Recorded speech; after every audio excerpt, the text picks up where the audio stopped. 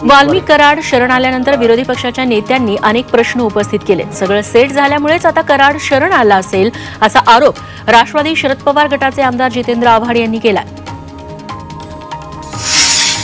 वाल्मिक कराडला अटक झाली असती तर समाधान वाटलं असतं अशी प्रतिक्रिया राष्ट्रवादी शरद पवार पक्षाच्या खासदार सुप्रिया सुळे यांनी कराडच्या आत्मसमर्पणावर दिली आहे।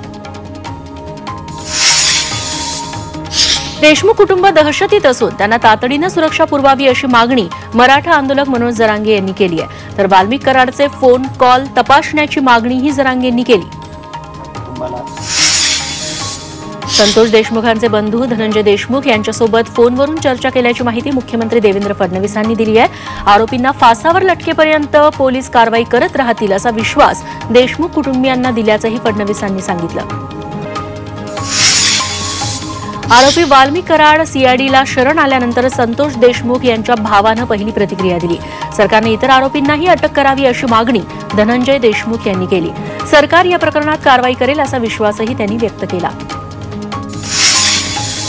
बीडमधील संतोष देशमुख हत्या प्रकरणाचा तपास सुरू असेपर्यंत धनंजय मुंडे यांनी मंत्रिपदाचा राजीनामा द्यावा अशी मागणी संदीप क्षीरसागर यांनी केली आहे। वाल्मिक कराडच्या आत्मसमर्पणावर काँग्रेस नेते अतुल लोंढे यांनी प्रतिक्रिया दिली। कराड स्वतः शरण आला हे पोलिसांचं अपयश असल्याचं लोंढे म्हणाले। तर राजकीय दबावाखाली पोलिसांचं मनोबल कमकुवत होत असल्याचा आरोपही त्यांनी केला। भाजप आमदार प्रवीण दरेकर यांनी संतोष देशमुख यांच्या हत्येप्रकरणी प्रतिक्रिया दिली आहे। फडणवीस यांनी सांगितलं होतं की गुंडगिरी दादागिरी खपून घेणार नाही। तसंच विरोधी पक्षांनी सरकारवर संशय व्यक्त करणं दुर्दैवी असल्याचंही दरेकर म्हणाले। सरपंच संतोष देशमुख यांच्या हत्या प्रकरणातील मुख्य आरोपी वाल्मिक कराड सीआयडीला शरण आला। याबाबत शिवसेना उद्धव बाळासाहेब ठाकरे गटाचे नेते मिलिंद नार्वेकर यांनी मुख्यमंत्री फडणवीस आणि पोलीस महासंचालक रश्मी शुक्ला यांचं अभिनंदन केलंय। एक्स पोस्ट करत त्यांनी हे अभिनंदन केलं। शालेय शिक्षण मंत्री दादा भुसे यांनी पालघरच्या डहाणूत असलेल्या ग्राम मंगल संस्थेच्या शाळेला भेट दिली। यावेळी भुसेंनी संस्था चालकांशी संवाद साधला। राज्यातील शिक्षण पद्धतीत बदल करणार असल्याचं भुसेंनी सांगितलं। माजी राष्ट्रपती रामनाथ कोविंद यांनी आज शिर्डीत सहपरिवार साई समाधीचं दर्शन घेतलं। साई मंदिर परिसरात आलेल्या भक्तांना त्यांनी अभिवादन केलं। देशवासियांच्या सुखशांतीसाठी प्रार्थना केल्याचं कोविंद म्हणाले। जगासमोर असलेल्या आव्हानांचा सामना करण्याची ताकद साईबाबांनी द्यावी अशी प्रार्थनाही त्यांनी केली। नवीन वर्षाच्या पूर्वसंध्येला माजी राष्ट्रपती रामनाथ कोविंद यांनी त्र्यंबकेश्वर मंदिरात दर्शन घेतलं। यावेळी त्यांनी विधिवत महादेवाची पूजा केली। येवल्यात 31 डिसेंबरच्या पूर्वसंध्येलाच हॉटेल्सचं बुकिंग फुल झालंय। अनेक हॉटेलमध्ये संगीत सोहळ्याचं आयोजन करण्यात आलंय। अनेक हॉटेल्सचं टेबल बुकिंग 30 डिसेंबरलाच फुल झालंय। येवल्यात पहाटे 3 वाजेपर्यंत हॉटेल्स सुरू राहणार आहेत। रायगड जिल्ह्यातील सर्व समुद्रकिनारे हाऊसफुल झाले। पर्यटक समुद्रकिनाऱ्यावर आनंद घेताना दिसतात। तर दुसरीकडे अनुचित प्रकार घडू नये यासाठी पोलिसही सज्ज आहेत। तसंच ड्रंक अँड ड्राईव्ह रोखण्यासाठी पोलिसांची 18 पथकं तैनात आहेत। रायगडमध्ये येणाऱ्या प्रत्येक गाडीची तपासणी पोलिसांकडून केली जाते। वर्ध्यात 31च्या पार्श्वभूमीवर 50 ठिकाणी नाकाबंदी असणार आहे। सुरक्षेसाठी 1700 पोलीस दिवस रात्र तैनात आहेत। वर्धा पोलिसांनी 130 गावगुंडांना आधीच तडीपार केलंय। तर 19 जणांवर एमपीडीएची कारवाई केली आहे। रायगडमध्ये वाहतूक कोंडी टाळण्यासाठी पोलिसांनी नियोजन केलंय। 31 आणि नववर्षाच्या पार्श्वभूमीवर महामार्गावर मोठा पोलीस बंदोबस्त तैनात करण्यात आलाय। तसंच ड्रोन कॅमेऱ्यांद्वारे शहरावर कडक नजर असणार आहे। चंद्रपुरात ड्रंक अँड ड्राईव्ह संदर्भात पोलिसांकडून कडक कारवाई करण्यात येणार आहे। नववर्षाच्या निमित्तानं होणारी हुल्लडबाजी टाळण्यासाठी पोलिसांचा बंदोबस्त तैनात करण्यात आलाय। तसंच मद्यप्राशन करून वाहन चालवणाऱ्यांना चाप बसणार आहे। नववर्षाच्या स्वागतासाठी शिर्डीत जय्यत तयारी सुरू आहे। गेल्या 20 वर्षांपासून बंगलोर येथील साई भक्त के बसवराज यांच्या देणगीतून साई मंदिराला फुलांनी सजवलं जातं। तब्बल 4 टन फुलांपासून यंदाही आकर्षक अशी सजावट करण्यात आली आहे। त्यासाठी 60 कर्मचारी अहोरात्र काम करतात। 3.5 शक्तिपीठांपैकी महत्त्वाचं पीठ असणाऱ्या अंबाबाई मंदिरातही मोठी गर्दी झाली। सरत्या वर्षाला निरोप आणि नववर्षाचं स्वागत करण्याच्या उद्देशानं अनेक भक्तांनी कोल्हापूर हे डेस्टिनेशन निवडले। त्यामुळेच पर्यटकांनी कोल्हापूर शहर फुलून गेले। अंबाबाई मंदिरात देखील भक्तांनी पहाटेपासूनच गर्दी केली आहे। सांगलीतील आरगमध्ये पद्मावती मातेचा 23वा रथोत्सव मोठ्या उत्साहात पार पडला। या रथोत्सवाची सांगता धार्मिक विधी आणि भक्तिमय वातावरणात झाली। रथेच्या दिवशी 41 किलो सुवर्ण अलंकार देवीच्या अंगावर चढवण्यात आले।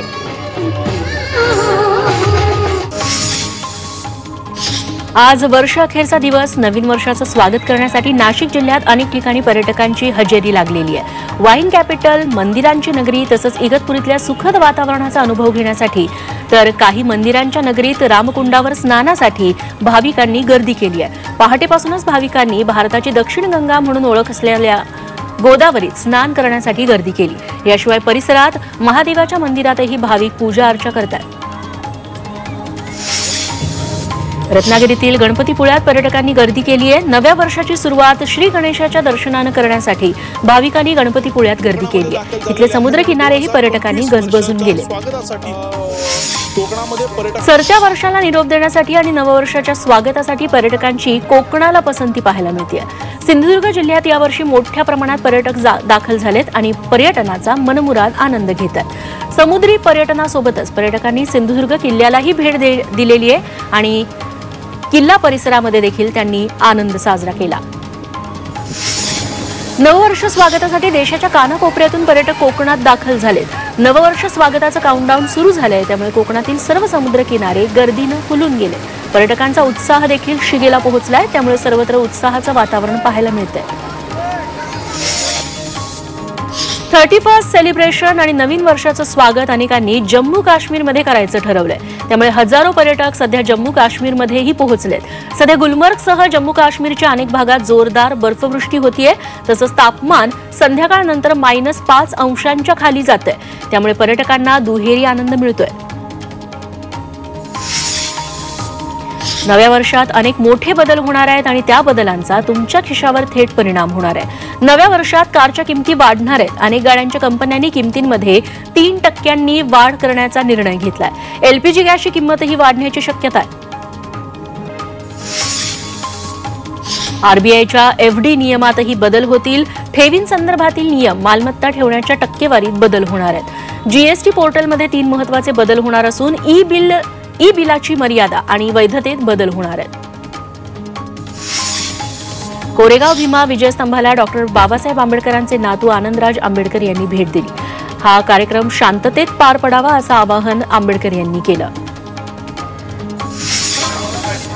पुण्याच्या कोरेगाव भीमा इथे यंदा 207वा शौर्य दिन साजरा होतोय आणि यासाठी प्रशासन सज्ज झालंय। येणाऱ्या अनुयायांच्या सुरक्षेच्या दृष्टीनं सर्व खबरदारी घेतली जातेय। शेकडो एकर पार्किंगची व्यवस्था करण्यात आली आहे, तर जवळपास 10,000 पोलिसांचा बंदोबस्त तैनात असणार आहे। यासाठी जिल्हा प्रशासन सज्ज आहे। परभणीच्या जिंतूरमध्ये 2 जानेवारीला मुस्लिम बांधवांच्या इज्तेमा कार्यक्रमाचं आयोजन करण्यात आलंय। या धार्मिक कार्यक्रमाला जिल्ह्यातील जवळपास 2 ते 2.5 लाख भाविक उपस्थित राहणार असल्याची माहिती मिळतेय। साताऱ्यातील पुसे गावात श्री सेवागिरी महाराज यात्रेनिमित्त कुस्ती स्पर्धा पार पडली। पंजाबचा हिंदकेसरी पैलवान भूपिंदर आजनाळा आणि उपमहाराष्ट्र केसरी पैलवान माऊली कोकाटे यांच्यात मुख्य लढत झाली। अखेर माऊली कोकाटेंनी मानाची चांदीची गदा पटकावली। नाशिकच्या येवल्यात दुचाकी चालकांना नायलॉन मांजा संरक्षक तारांचं मोफत वाटप करण्यात आलं। नायलॉन मांजामुळे मोठ्या प्रमाणात हानी होते, त्यामुळे नायलॉन मांजापासून संरक्षण व्हावं यासाठी दुचाकी चालकांना तारांचं वाटप केलं गेलं। वाशिममध्ये देगाव फिडरवरील विद्युत तार तुटल्यानं विद्युत पुरवठा बराच वेळ खंडित आहे। महावितरणच्या कर्मचाऱ्यांना माहिती देऊनही त्यांनी तारा जोडल्या नाहीत, त्यामुळे विद्युत तार बदलून देण्याची मागणी इथल्या शेतकऱ्यांनी केली आहे। वाशिममधील रिधोरा राजुरा खैरखेडा रस्ता दुरुस्तीचं काम 2 वर्षांपासून रखडलंय, त्यामुळे नागरिकांसह वाहन चालकांना नाहक त्रास सहन करावा लागतोय। त्यासाठी रस्त्याचं काम सुरू करण्याची मागणी गावकऱ्यांनी केली आहे। चंद्रपूर जिल्ह्यातील लोहारा गावातून वनविभागानं 4 वाघनखं जप्त केली आहेत. लोहारा गावातून संदीप तोडासे आणि सिकराम कुळमेथे या 2 ग्रामस्थांनाही पोलिसांनी अटक केली आहे. आरोपींनी घनदाट जंगल परिसरात वाघाची शिकार केली का, या प्रकरणात आणखी काही आरोपी सामील आहेत का, याचा वनविभाग तपास करतोय. मनमाड पालिकेत वारसा हक्कानुसार नोकरीत सामावून घेण्याच्या मागणीसाठी 30 सफाई कामगारांनी कुटुंबासह आमरण उपोषण सुरू केलंय. कोर्टाच्या आदेशाची तातडीनं अंमलबजावणी करण्याची मागणी या कामगारांनी केली आहे. जोपर्यंत मागणी मान्य होत नाही तोपर्यंत उपोषण सुरू ठेवण्याचा निर्णय आंदोलनकर्त्यांनी घेतला. मावळमधील तळेगाव दाभाडेत विश्व हिंदू परिषद दुर्गा वाहिनीच्या वतीनं आंदोलन करण्यात आलं. बांगलादेशात हिंदूंवर होत असलेल्या हल्ल्याच्या विरोधात हे आंदोलन झालं. या आंदोलनात महिला आणि मुलींनी लक्षणीय सहभाग घेतला. त्याचबरोबर हिंदूंवर होणाऱ्या हल्ल्याचा तीव्र शब्दात निषेध व्यक्त केला. मावळच्या तळेगावातून 3 बांगलादेशींना पोलिसांनी अटक केली आहे. 6 महिन्यांपासून हे बांगलादेशी नागरिक तिथं वास्तव्याला होते. दरम्यान या बांगलादेशींना भारतीय आधार कार्ड आणि पॅन कार्ड कुणी दिलं याबाबत तपास सुरू आहे. नवी मुंबई 2024 मध्ये सायबर गुन्हेगारी वाढली आहे. यावर्षी 12,300 नागरिकांना गंडा घालत सायबर चोरट्यांनी तब्बल 270 कोटी रुपयांची फसवणूक केली आहे. दरम्यान 40 ते 50 सायबर चोरट्यांना अटक करण्यात पोलिसांना यश आलंय. म्हाडाचे सीईओ संजीव जयस्वाल यांच्या विरोधात गुन्हा दाखल करण्यात आलाय. एन्काउंटरमध्ये ठार मारेन, पेन्शन बंद करेन अशी धमकी दिल्याची तक्रार एका निवृत्त पोलिसानं दाखल केली. या तक्रारीवरून संजीव जयस्वाल आणि इतर 12 जणांविरोधात गुन्हा दाखल करण्यात आलाय. गडचिरोलीतील पेनगुंडा पोलीस मदत केंद्राच्या हद्दीतील नक्षल स्मारक पोलिसांनी उद्ध्वस्त केलंय. नक्षलवाद्यांनी नवीन पोलीस मदत केंद्राच्या निर्मिती आधीच हे स्मारक उभारलं होतं. पोलिसांना याची माहिती मिळताच विशेष अभियान पथकातील जवानांनी हे स्मारक उद्ध्वस्त केलंय.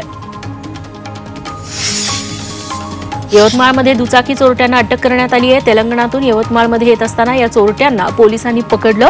यावेळी या चोरट्यांकडून 8,40,000 रुपयांच्या 19 दुचाकी जप्त करण्यात आल्या.